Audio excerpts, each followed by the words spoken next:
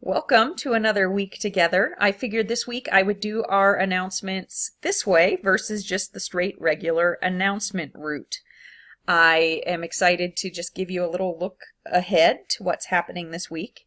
And also, whenever there's interesting things that I've read about or that are happening in the community, I like to give you updates there.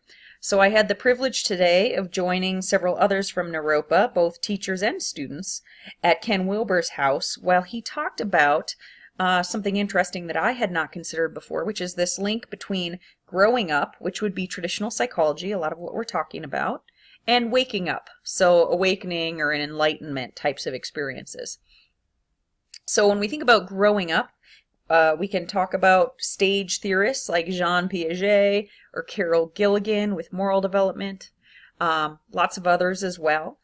But one of the things that he discussed, let's think about what's happening in, say, stage 2 with Jean Piaget, which would be that pre-operational thinking. It's very egocentric and very focused on self, and there isn't a lot of awareness of others. Carol Gilligan also talked about that process, and she said, when women are girls, very young, that it starts at an egocentric place, and then we become more caring not only of ourselves, but of others. First, our community, say more ethnocentric, the groups we're associating with, and then eventually a caring for everyone, and it becomes very integrated for everyone at the end, and it's a general caring and love and concern for all. So let's think about if we taught someone to meditate or to do some mindfulness techniques and exercises and so on, prayerfulness and other techniques to try to wake up. And he discussed how that could be problematic if someone was still in an egocentric stage and yet they woke up. So they're having this waking up experience, but they haven't grown up yet. And how that egocentric view of things can lead to what we might think of. So, I have this awareness. I have God awareness for myself.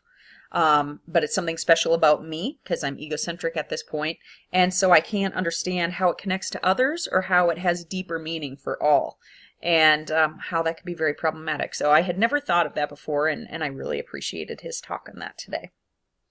So I think our task would be we need to be working with both, right? So we need to help individuals to grow up and to move through that egocentric stage. It's a stage that we see right, where we start out in this area and then become more aware of others, and we can help facilitate that through our work with children and with everyone that we serve, because someone can also get stuck in that egocentric stage. So that was an exciting thing I did this weekend.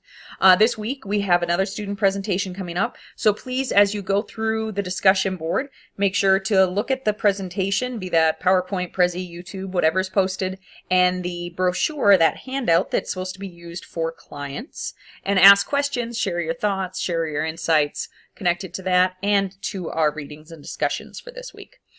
This week in general, we're talking about adolescence. I loved over the last 3 years in particular, I was counseling middle school and high school students, and so got to work with adolescent children a great deal.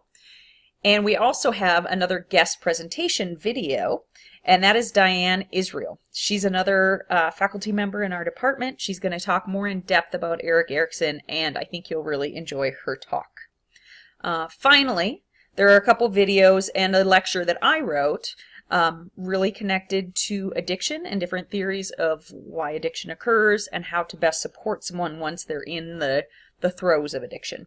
I shared that not only is that a professional interest of mine, but also personal for sure. I've helped a wide variety of teens that were struggling mostly with at that point, a lot of times with their parents and what was occurring at home. And then for myself, I grew up in a pattern that is not very uncommon, unfortunately, where my father was an alcoholic, my mother was codependent. Codependent is a term really where that person becomes so focused on caring for the person with the addiction, the alcohol addiction in this case, that they can kind of lose themselves and become addicted to the person. And so we get these very drawn out, very specific roles. When we think about family roles, a lot of times those roles become very hard set with you. You know, you've got the sick person and the caretaker and the clown, and all of those different roles become very hard set, especially in families where there's a lot of addiction or dysfunction occurring. So that was a part of my experience growing up.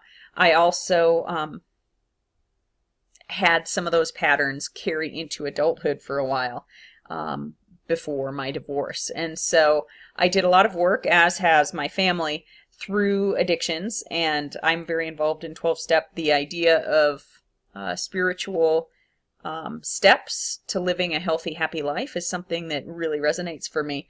And I think whether someone has an addiction or not, they're great philosophies for living, and one that's really helped me a great deal, and has also helped my father and a variety of others in my family. So I welcome any questions or comments there.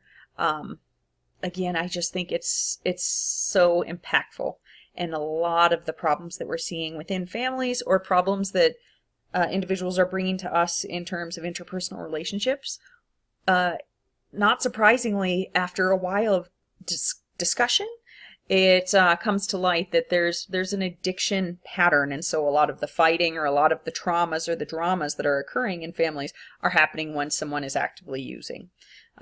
So I think it's super important, whether it's a big area of interest or not, to know that can play a significant role in a lot of your clients' lives.